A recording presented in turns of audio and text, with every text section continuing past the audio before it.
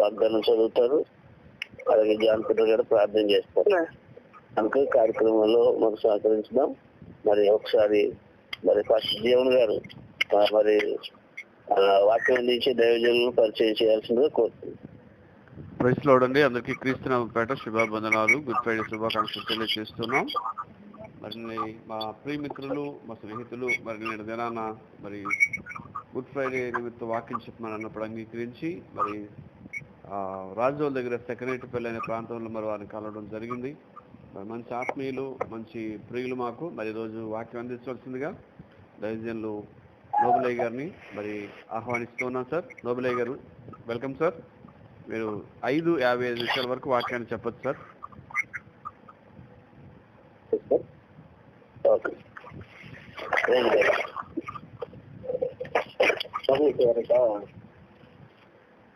అయ్యా ప్రజలాడయ్యా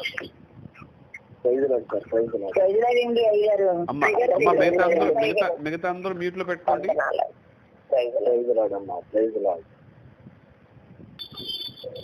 ప్రభు పేరట మీకు అందరికీ ఈ శుక్రవారపు వందనాలు తెలియజేస్తా ఉన్నాను.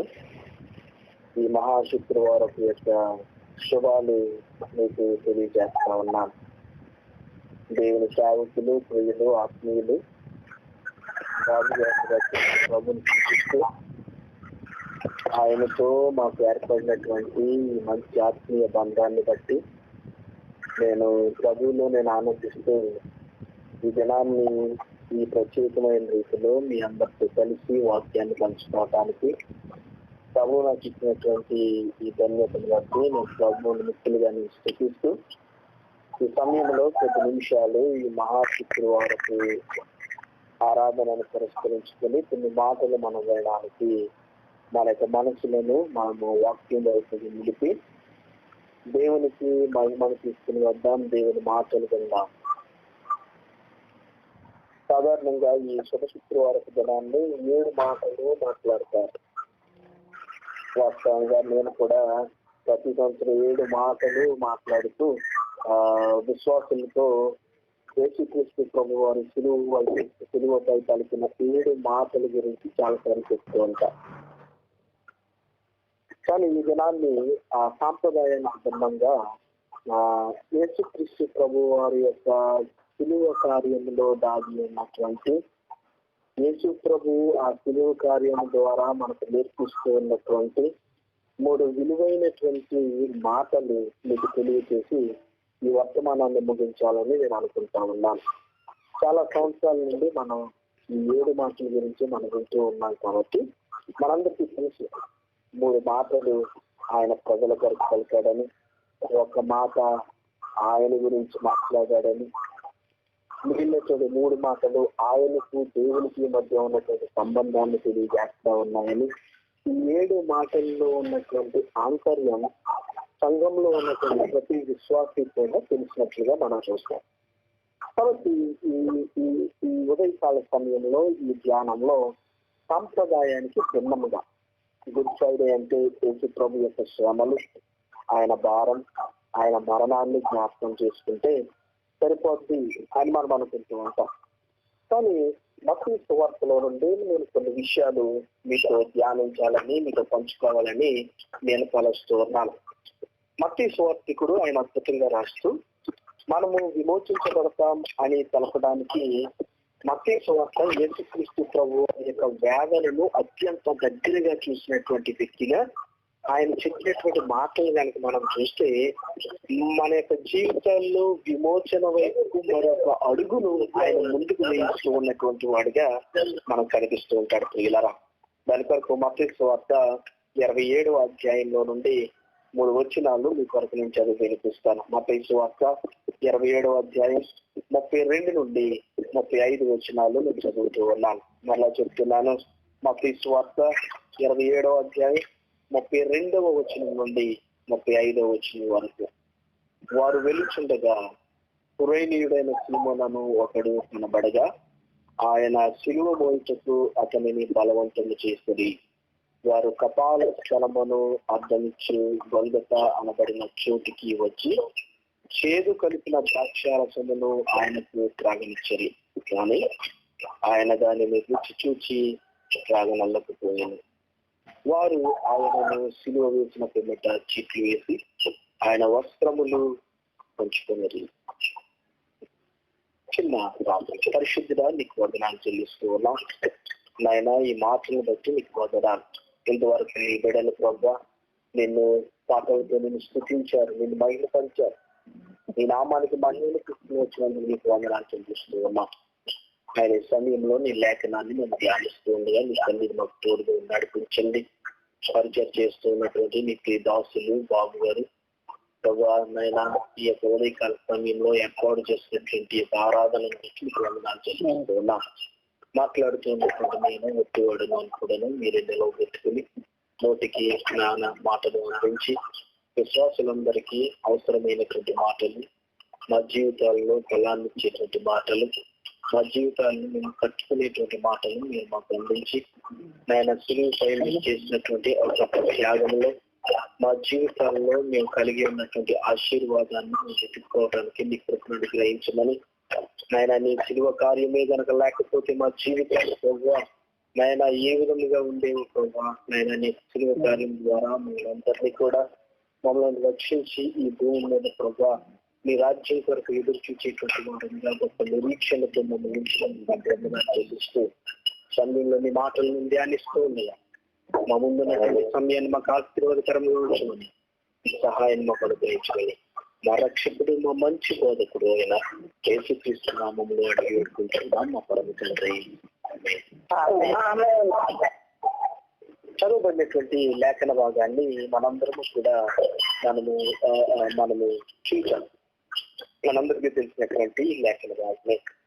ఈ లేఖన భాగంలో నుండి 3 విషయాలు మీకు జ్ఞాపకం చేసి నేను ముగించడానికి నేను ఇష్టపడతా ఉన్నాను. యేసుక్రీస్తు ప్రభు వారు ఆయనను సిలువ వేయడానికి ఆయనను తీసుకుని వెళ్తూ ఉన్నటువంటి సమయంలో జరిగినటువంటి ఒక సంఘటనలో నుండి మనము కొన్ని సత్యాలను ఈ ఉదయకాల సమయంలో మనం నేర్చుకోబోతూ ఉన్నాం. మొట్టమొదటి సత్యము, మొట్టమొదటి మాట 32వ వచనంలో నుండి మనం నేర్చుకుంటాం. అక్కడ ఈ విధంగా మనం చదువుకున్నాం. వారు వెళ్ళిచుండగా కురేనీయుడైన సీమోను అనే ఒకడు కనబడగా ఆయన సిలువ మోయుటకు అతనిని బలవంతము చేసేది. ఇక్కడ సీమోను, కురేనీయుడైనటువంటి సీమోను అనేటువంటి వ్యక్తిని మనం చూస్తా ఉన్నాం. యేసు ప్రభుని మత పెద్దలకు, ప్రధాన యాజకులకు అప్పగించినటువంటి ఇస్కరియోతు యూద మనకు కనబడుతూ ఉంటాడు. వాడు అప్పగించిన తర్వాత యేసు ప్రభు వారిని తీసుకుని వెళ్ళి ఆయా స్థలాలలో ఆయన మీద నేరారోపణ చేసి ఆయన మీద నిందలు మోపి అన్యాయపు తీర్పులు తీర్చి యేసు ప్రభు వారిని పొంతు పిలాతు దగ్గరకు తీసుకుని వెళ్ళి పొంతు పిలాతు దగ్గర యేసుక్రీస్తు ప్రభు వారికి తీర్పు తీర్చి పొంతు పిలాతు ప్రజలను సంతోషపెట్టడానికి తనగా సింహాసనాన్ని కాపాడుకోవడానికి యేసు ప్రభువు మీద అన్యాయమైనటువంటి తీర్పును ఇచ్చి ఆయనను సిలువ వేయడానికి ఆయన అప్పగించినటువంటి వాడుగా మనం చూస్తా ఉన్నాం. ఆ సమయంలో యేసు ప్రభు వారిని సైనికులు సిలువ వేయడానికి ఆ సిలువను మోయిస్తూ ఆయనను చిత్రహింసలు చేస్తూ ఆయనను తీసుకుని వెళ్తూ ఉన్నటువంటి ఆ సంఘటనను మనం జ్ఞాపకం చేసుకుంటే ఆ సమయంలో జరిగినటువంటి ఒక అద్భుతమైనటువంటి సంఘటన మనం చదువుకున్నటువంటి ఈ లేఖన భాగంలో మనం చూస్తూ ఉంటాం. ఇక్కడ కురేనీయుడు అనేటువంటి ఒక సీమోను మనకి కనిపిస్తా ఉన్నది, ఒక వ్యక్తి. బైబిల్లో కురేనీయుడు అనేటువంటి సీమోను అనేటువంటి ఈ వ్యక్తి గురించి ఎక్కడ మనకి ఎక్కువగా కనిపించదు. కేవలం ఒక ప్రాంతంలో మాత్రమే మనం చూస్తూ ఉంటాం. ఈ సీమోను అనేటువంటి వ్యక్తిని కనుక మనం చూస్తే ఆయన ఉత్తర ఆఫ్రికాలోని కురేనియా అనే నగరానికి చెందినటువంటి వాడిగా తప్ప ఆయన గురించి పెద్దగా ఏమి లేఖన భాగంలో లేదు. బహుశా ఆ ప్రాంతానికి ఆయన పస్కా పండుగను ఆచరించడానికి వచ్చుకుంటాడు ఆ ఆఫ్రికా దేశం నుండి. సైనికులు ఆయన వెళ్తూ ఉన్నటువంటి సమయంలో సైనికులు ఆ సిలువ మోయమని బలవంతం చేశారని, కానీ సీమోను మోయడానికి అంత ఇష్టపడినటువంటి వాడిగా మనకు కనబడ్డాడు. సీమోను ఎందుకు ఆ సిలువ మోయడానికి అంత ఇష్టపడలేదు అని కనుక మనం చూస్తే, ఆ సిలువను మోస్తూ ఉన్న యేసుక్రీస్తు ప్రభు వారు అంత భారముగా ఆయన సిలువ మోస్తూ ఉన్నటువంటి ఆ పనిని కనుక మనం చూస్తే, ఎందుకు సీమోను ఇష్టపడలేదు అని కనుక మనం ఆలోచన చేస్తే, అది అతి పరిశుద్ధమైనటువంటి, అది అపరిశుద్ధమైనటువంటి పని. సిలువను మోయడం అనేటువంటిది అది అపరిశుద్ధమైనటువంటి పని. ఆ సిలువ యేసుక్రీస్తు రక్తముతో అది తడిసిపోయి ఉన్నది. యేసుక్రీస్తు శరీరంలో నుండి వచ్చినటువంటి ఆ ద్రవాలన్నీ అవి సిలువ మీద అవి పడి దానిని మోయటానికి కానీ, దానిని ముట్టుకోవడానికి కానీ, ఒక మనిషి తాకటానికి కానీ వీలు లేనటువంటి స్థితిలో, భయంకరమైనటువంటి రీతిలో ఆ సిలువ ఆ సమయంలో ఉండాలి. చూడండి, మనం ఎప్పుడైనా ఎవరైనా దెబ్బ తగిలినప్పుడు, రోడ్డు మీద యాక్సిడెంట్ మనం చూస్తే రక్తము కనుక కారినప్పుడు ఆ రక్తాన్ని మనము చూసినప్పుడు ఆ రక్తం దగ్గరికి వెళ్ళడానికి మనకి ఇష్టం కాదు, వాసన వస్తూ ఉంటది. రక్తపు మడుగుని చూస్తే మనకు భయం వేస్తూ ఉంటది. అలాంటిది యేసుక్రీస్తు ప్రభు వారిని కొరడాలతో కొడతా ఉంటే, ఆ కొరడాలకు కట్టినటువంటి ఆ తాళ్ళు, ఆ చేల్చబడినటువంటి ఆ తాళ్ళు, ఆ చేల్చబడినటువంటి తాళ్లకు ఆ చివరన కట్టినటువంటి మేకులు, ఆ మేకులు చివరన కట్టినటువంటి ఆ ఇనప రేకులతో కొడతా ఉంటే, యేసుక్రీస్తు ప్రభు వారి యొక్క శరీరం ఒక్క దెబ్బ వేస్తా ఉంటే ఆ శరీరము పగిలిపోయి అది భయంకరంగా చీలిపోతూ ఉన్నటువంటి సమయంలో ఆ రక్తం అంతా కూడా ఆ యొక్క సిలువ మీద కారిపోతూ ఉంటే, ఆ సిలువను మోయటానికి దాన్ని చూచి కురేనీయుడైనటువంటి సీమోను ఇష్టపడినటువంటి వాడిగా మనకు కనపడింది. అంత మాత్రమే కాదు, కురేనీయుడైనటువంటి సీమోను ఆ సిలువను మోయడానికి అతడు ఆ ఇష్టాన్ని చూపించినటువంటి వాడిగా మనం చూస్తే, ఎందుకు చూపించాడు అని అంటే, ఆ సిలువ అది సాధారణమైనటువంటి బరువు కాదు. మన రక్షకుడు మోస్తున్నటువంటి సిలువ అది ఎంత బరువైనటువంటి సిలువ అని అంటే, అది ఇంచుమించు 300 పౌండ్లు బరువు ఉంటారు. అది 300 పౌండ్లు బరువు అంటే, మన భాషలో చెప్పాలి అని అంటే ఇంచుమించు 136 కేజీలు ఆ సిలువ ఎక్కువ. ఒక సాధారణమైనటువంటి వ్యక్తి మోయటం చాలా కష్టం. అది మోసుకుని వెళ్ళడం అంటే అది చాలా కష్టం. అలాంటి కష్టమైనటువంటి బరువైనటువంటి సిలువను మోయడానికి కురేనీయుడైనటువంటి సీమోను ఇష్టపడినటువంటి వాడిగా మనకి కనపడ్డాడు. ఆ ఇష్టాన్ని చూపించు. అంత మాత్రమే కాదు, సిలువ అది చాలా అవమానకరమైనటువంటి, మరణశిక్ష వేయబడినటువంటి నేరస్తులకు మాత్రమే దానిని మోయిస్తారు. వాస్తవానికి సీమోను, ఈ కురేనీయుడైనటువంటి సీమోను వేరే దేశం నుండి ఆ ప్రాంతానికి వచ్చినటువంటి వాడు. అంటే టూర్ వచ్చాడు, యాత్ర చేస్తూ వచ్చాడు, యాత్రికుడి వలె వచ్చాడు. యాత్రికుడిగా వచ్చినటువంటి ఈ సీమోనికి అసలు ఆ సిలువ పోయి వచ్చినటువంటి పనేంటి, నాకు పనేంటి అని చెప్పి అనుకుంటాడు.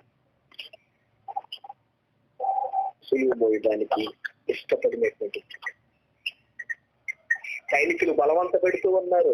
అయితే సీమోను ఇష్టము లేనప్పటికీ కూడా ఆ సిలువను మోయవలసినటువంటి పరిస్థితి ఏర్పడింది. ఉదయకాల సమయంలో పిల్లలారా, మీకు జ్ఞాపకం చేస్తున్నా, సిలువను మోయడం మనకి ఇష్టం లేకపోయినా కూడా ఆ సిలువను ఎత్తుకోవలసినటువంటి అవసరత ప్రతి విశ్వాసం మీద ఉంది. భౌతికంగా కురేనీయుడైనటువంటి సీమోను ఆ సిలువను మోసినట్లుగా భౌతికంగా మనం మోయలేకపోవచ్చు, కానీ ఆ సిలువను ప్రతి విశ్వాసి కూడా మోయాలి. లోక సువార్త 9వ అధ్యాయంలో మనం చూస్తాం ప్రియులారా. లోక సువార్త 9వ అధ్యాయం 23వ వచనంలో ఈ విధంగా ఉంది, మరియు ఆయన అందరితో ఇట్లనేమో, ఎవడైనాను నన్ను వెంబడింపగోరిన ఎడల తను తాను ఉపేక్షించుకొని ప్రతిదినము తన సిలువను ఎత్తుకొని నన్ను వెంబడించగలేను. ఎవడైనా యేసు ప్రభు వారిని వెంబడించాలి అని అంటే ప్రతిదినము తన యొక్క సిలువనెత్తుకుని వెంబడించాలట. సిలువనెత్తుకుని వెంబడించకమంటే ఇలా ఒక చెక్క సిలువను మన మీద ఎత్తుకుని వెంబడించటమా? కాదు.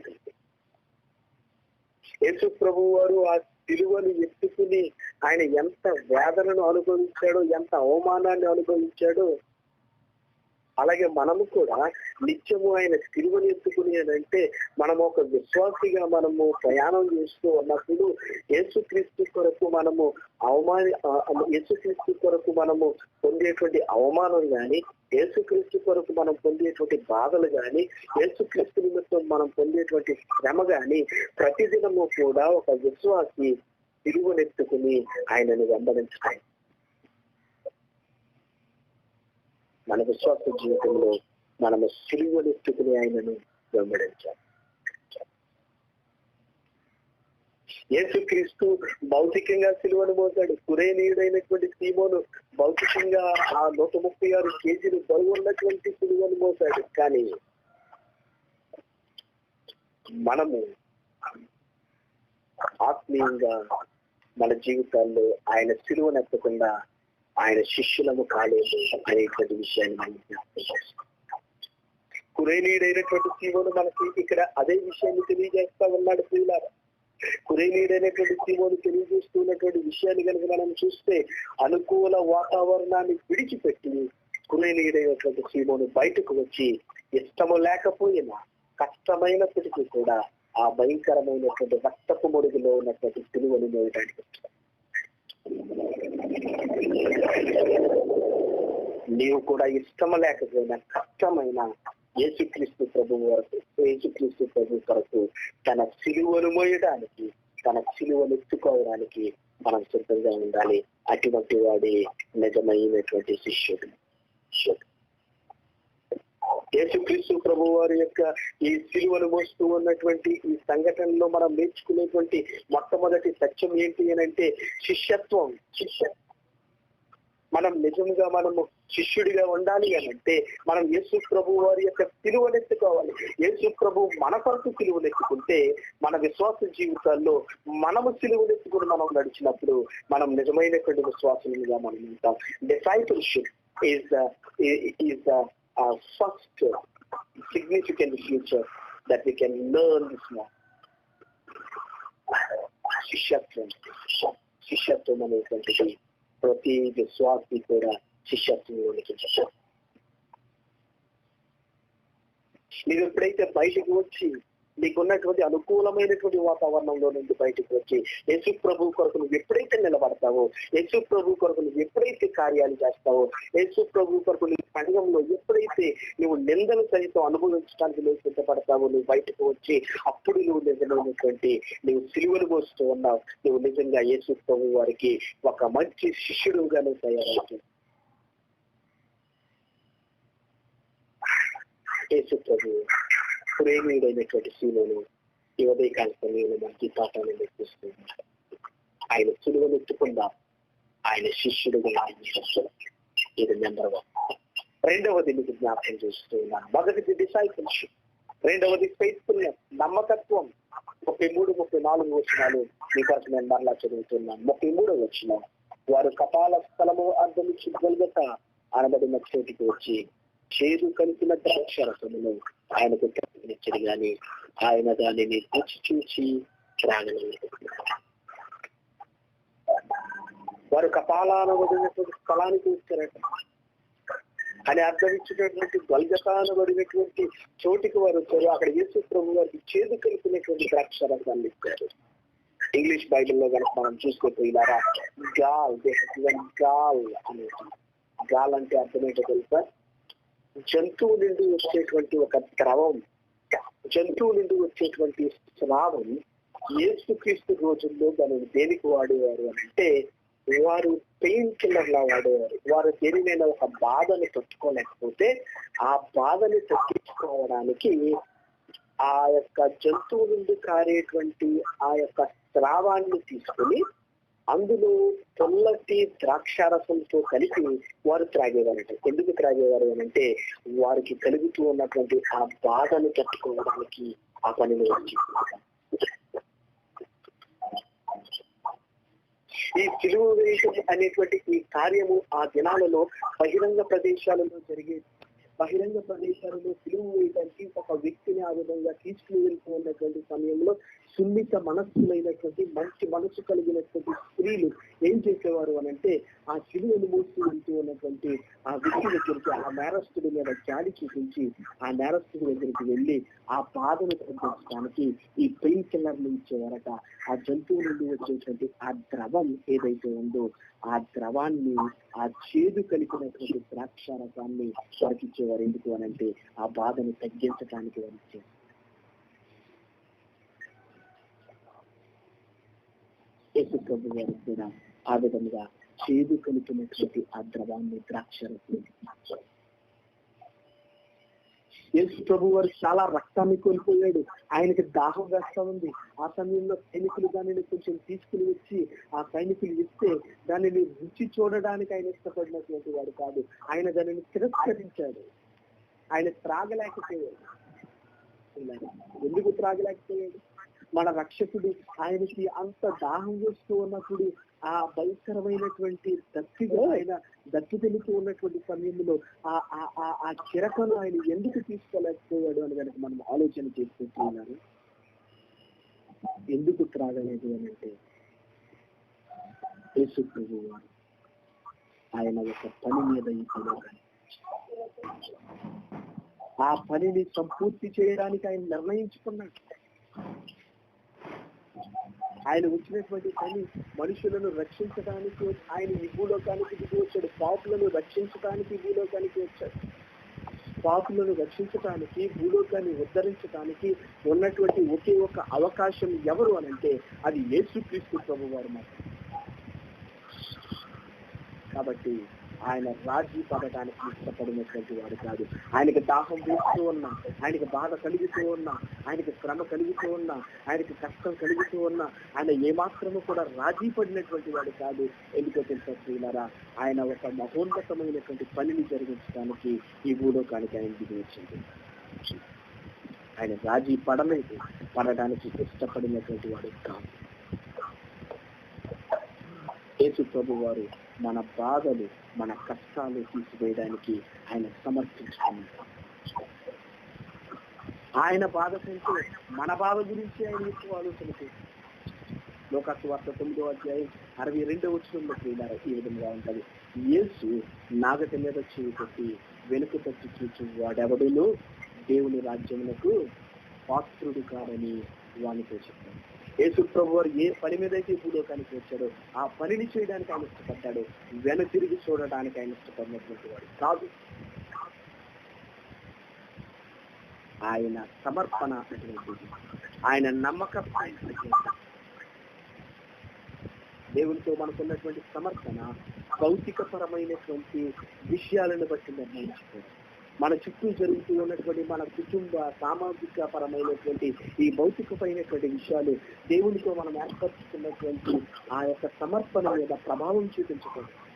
యేసు ప్రభువుకి చుట్టూ భౌతికంగా ఎన్ని కార్యాలు జరుగుతూ ఉన్నా దేవునితో ఆయన చేసుకున్నటువంటి నిబంధన, దేవుడు ఆయన పట్టించినటువంటి పనిని ఆయనను ఆపినటువంటి వాడు కాదు.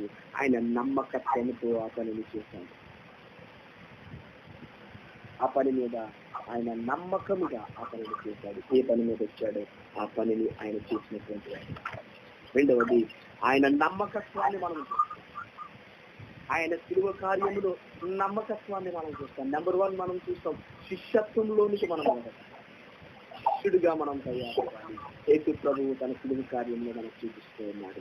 రెండవది, నమ్మకత్వాన్ని ఆయన మనకు చూపిస్తారు. మూడవది, చివరిగా యేసు ప్రభువు వారి యొక్క శిలువ కార్యంలో ఆయన పొందినటువంటి శాపాన్ని మనం చూస్తా ఉన్నాం. 27వ అధ్యాయం 35వ వచనాన్ని చదువుతూ ఉన్నాం ప్రియులారా. వారు ఆయనని శిలువ వేసిన పిమ్మట చీట్లు వేసి ఆయన వస్త్రములు పంచుకున్నారు.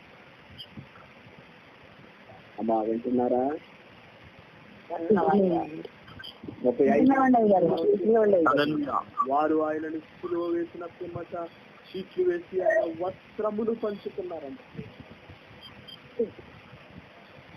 శిలువ వేయడం అనేటువంటిది క్రీస్తు పూర్వం 300 లేకపోతే 400 సంవత్సరంలో ఎవరు కనిపెట్టారు అని అంటే పారసీకులు కనిపెట్టారు. అది రోమా కాలంలో వచ్చేసరికి దానిని రోమియులు దానిని ప్రాచుర్యంలోనికి తీసుకుని వచ్చి అతి భయంకరమైనటువంటి నేరస్తులకు ఆ శిక్షను వేసేవారు. భయంకరమైన నేరస్తులకు వేసేవారు. అది భయంకర వేదనతో కూడినటువంటి శిక్ష. ఆ శిక్ష వేయబడినటువంటి వ్యక్తి మెల్లమెల్లగా తన రక్తమంతా కారి తన ఒంట్లో ఉన్నటువంటి ఆ యొక్క నీరంతా కూడా ఆరిపోయి డీహైడ్రేట్ అయ్యి విపరీతమైనటువంటి బాధకు వచ్చేవరకు మన రక్షకుడికి వేసినటువంటి ఆ శిలువ మరణం ఎంత భయంకరమైనటువంటిది. ఎలాంటి నేరస్తులకి అది వేస్తారు అంటే నేరస్తులు నగ్నంగా బహిరంగంగా శిలువ వేస్తారు. ఒంటి మీద నూలు పోగు లేకుండా వారిని నిలబెట్టి బహిరంగంగా వారిని శిలువ వేస్తారు. కాళ్ళకు చేతులకు లోతులు కొట్టి ఆ బరువైనటువంటి పనికి కాళ్ళకు చేతులకు లోతులు పెడతా ఉంటే ఆ బరువుకి వాటిని లాక్కుంటూ ఉంటే శరీరం అంతా అస్తవ్యస్తంగా కదిలిపోయి ఈ యొక్క శరీర భాగాలన్నీ కూడా కదిలిపోయి చివరికి ఏమవుతారు అంటే వారు ఊపిరి ఆడక రక్తం అంతా కారిపోయి గుండె ఆగి వారు చనిపోయేటువంటి అంత భయంకరమైనటువంటి మరణాన్ని మనం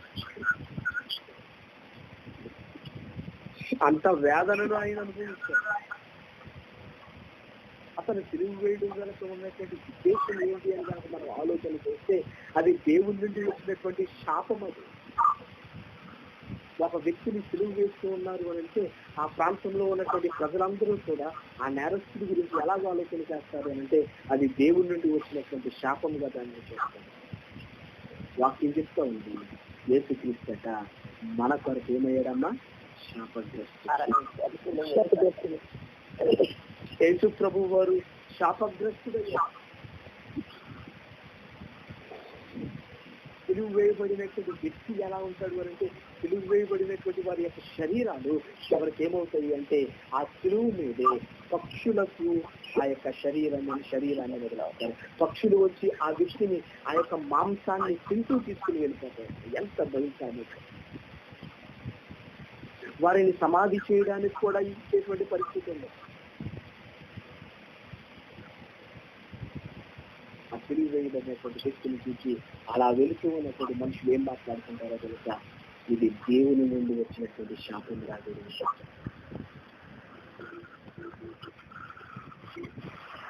ఇంత భయంకరమైనటువంటి సిలువ మరణం ఇవన్నీ మనకి ఏం చెప్తూ ఉన్నాయి అని అంటే మనకు న్యాయంగా రావాల్సినటువంటి శాపాన్ని, మనుషులమైనటువంటి మనకి న్యాయంగా రావాల్సినటువంటి శిక్షను యేసుక్రీస్తు ప్రభు వారు మన స్థానంలో ఆయన తీసుకున్నాడంటే చూడండి, ప్రభు మనల్ని ఎంత ప్రేమించాడు. మనకు రావాల్సినటువంటి శాపాన్ని ఆయన ఆ మీద వేసుకున్నాడు, ఆయన తీసుకున్నాడు. చివరిగా మనం చూద్దాం యెషయా గ్రంథం 53వ అధ్యాయంలో మనందరికీ పరిచయమైనటువంటి లేఖన భాగాన్ని నేను చదివి వినిపిస్తాను. యెషయా గ్రంథం 53వ అధ్యాయం 5వ వచనం నుంచి చదువుతూ ఉన్నాను. మన అతిక్రమములను బట్టి అతడు గాయపరచబడిన, మన దోషములను బట్టి నలుగబెట్టబడిన, మన సమాధానార్థమైన శిక్ష అతని మీద పడిన, అతడు పొందిన చేత మనకు స్వస్థత లభించింది. మన కోసం ఇవన్నీ ఎవరి కోసం? మనల్ని స్వస్థపరచడానికి, మనకి నిత్య జీవితం ఇవ్వడానికి, మనకు రోగాన్ని తగ్గించడానికి, మన గాయాలు కట్టడానికి, మన దోషాలను తీసివేయడానికి సమాధానార్థమైన ఆయన మీద పడిన మనము స్వస్థత నిత్య జీవాన్ని పొందుకున్నాము అని అంటే ప్రియులారా, దానికి గల కారణం యేసుక్రీస్తు ప్రభు వారు మన శాపాన్ని తీసుకుని మన పాపాలకు ఆయన వెల చెల్లించారు. మనం చేయాల్సిందల్లా ఆయన అధికారానికి మనం సమర్పించుకోవడమే. ఈ ఉదయకాల సమయంలో మీరు చేయాల్సిందల్లా ఆయన అధికారానికి సమర్పించుకోవడమే. ఆయన మనకు వెల చెల్లించేశాడు. మనం పొందాల్సినటువంటి బాధ అంతా ఆయన పొందేశాడు. ఈ ఉదయకాల సమయంలో చేయాల్సింది ఆయన అధికారానికి మనం సమర్పించుకోవాలి. మన శాపాన్ని ఆయన పొందాడు, మన బాధను ఆయన పొందాడు. He was cursed because of you and me. మనం చేయాల్సినటువంటిది మనము ఆయన అధికారానికి మనం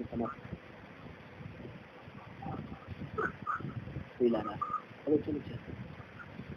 ఈ సిలువ కార్యాన్ని సిలువలో యేసుక్రీస్తు ప్రభు వారు మన కొరకు బలి అయినటువంటి ఎన్నోసార్లు మనం జ్ఞాపకం చేసుకుంటూ ఉన్నాం కాబట్టి మనకు చులకనైపోతూ ఉంది. కానీ ఆ సిలువ కార్యాన్ని మనం జ్ఞాపకం చేసుకుంటే మానవుడు ఎవరు కూడా చేయలేనటువంటి గొప్ప మహోన్నతమైనటువంటి కార్యాన్ని యేసుక్రీస్తు ప్రభు వారు నీ కొరకు మా కొరకు చేస్తున్నారు. నేను ముగించుకుంటున్నాను. 3 విషయాలు మనం జ్ఞాపకం చేస్తున్నాం. ఈ గుడ్ ఫ్రైడే మనల్ని 3 రకాలైనటువంటి సమర్పణలు చేసుకోవడానికి మనకు చెప్తామని ఈ గుడ్ ఫ్రైడేలో మనం 3 రకాలైనటువంటి సమర్పణలు మనం చేసుకోవాలి, తీర్మానాలు మనం చేసుకోవాలి. మొట్టమొదటి తీర్మానం మనం చేసుకోవాల్సినటువంటి తీర్మానం శిష్యత్వం కొరకు మనం సమర్పించుకోవాలి. యేసుక్రీస్తు కొరకు ఒక నిర్ణయాన్ని మనం తీసుకోవాలి. అవును ప్రభువా, నీవు నా కొరకు సిలువను మోసావు, గురేనీడైనటువంటి సిలువను మనకు బోధిస్తూ ఉన్నాడు. శిష్యత్వం కొరకు మనం సమర్పణ చేసుకోవాలి. సిలువను మోయకుండా మనం శిష్యత్వంలోనికి మనం ఒక నిర్ణయం తీసుకుందాం. యేసు కొరకు మనం నిర్ణయం తీసుకుందాం, శిష్యత్వం కొరకు సమర్పణ చేసుకుందాం. రెండవది నమ్మకత్వంతో కూడినటువంటి సమర్పణను మనం చేసుకుందాం. యేసుక్రీస్తు ప్రభు వారు శ్రమల్లో సహితం ఆయన రాజీ పడినటువంటి సమర్పణను మనం చేస్తూ ఉన్నాం. నీ చిత్తమైతే ఈ గిన్నె తొలగించి అన్నాడు, కానీ ఆయన రాజీ పడినటువంటి వాడు కాదు. ఆయనను నీ చిత్తమే సిద్ధించును గాక. నమ్మకత్వంతో కూడినటువంటి సమర్పణ నువ్వు చేసుకోవాలి, ఇది కావాలి. రెండవది. మూడవది యేసు ప్రభువును వెంబడించడానికి తీసుకునే సమర్పణ. యేసు ప్రభు వారిని నీ సొంత రక్షకుడిగా అంగీకరించు. యేసు ప్రభువును వెంబడించడానికి మనం సమర్పణ. మన కోసమైన శాపగ్రస్తుడయ్యాడు, శాపాన్ని మీద వేసుకున్నాడు. యేసు ప్రభువుని నీ సొంత రక్షకుడిగా అంగీకరించు. మనం చేయాల్సిందేమీ లేదు, నువ్వు కష్టపడాల్సిందేమీ లేదు. కష్టపడాల్సినటువంటి కష్టమంతా ఆయన కష్టపడ్డాడు. నువ్వు చేయాల్సిందేంటో తెలుసా? ఆయనకు సమర్పించుకోవడమే నీ జీవితాన్ని. 3 విషయాలు మనం జ్ఞాపకం చేసుకోవాలి. ఈ గుడ్ ఫ్రైడే దినాన్ని మనల్ని ఈ 3 రకాలైనటువంటి సమర్పణ చేసుకోవాలి. శిష్యత్వం కొరకు సమర్పణ చేసుకో, నమ్మకత్వంతో కూడినటువంటి సమర్పణ చేసుకో, యేసు క్రీస్తును వెంబడించడానికి ఒక తీర్మానం తీసుకుని నువ్వు సమర్పణ చేసుకో. నీవు తీసుకునేటువంటి ఈ సమర్పణ నీవు క్రీస్తులో ఏ స్థితిలో ఉన్నావో చెబుతా ఉంది.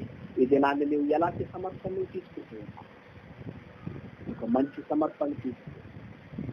యేసు కొరకు నీ జీవితాన్ని అర్పించు. యేసు క్రీస్తులో నీ జీవితాన్ని పెట్టు.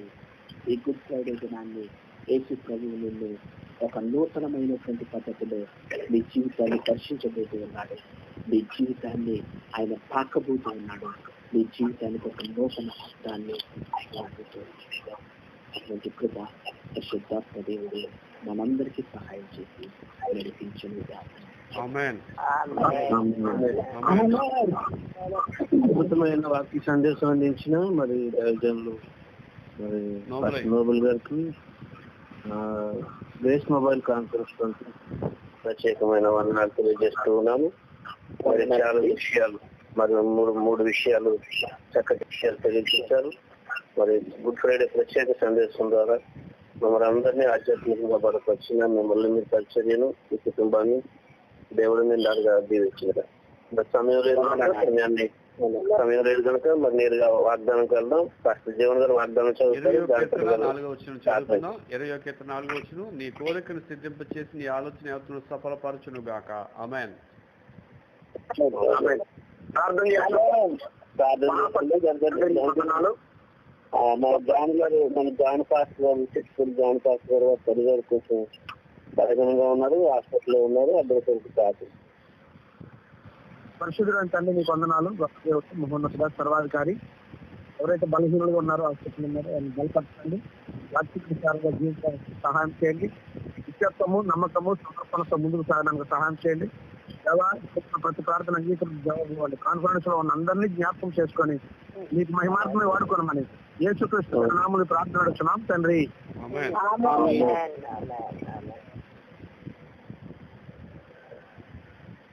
అందరికీ వందనాలు. బాబు గారికి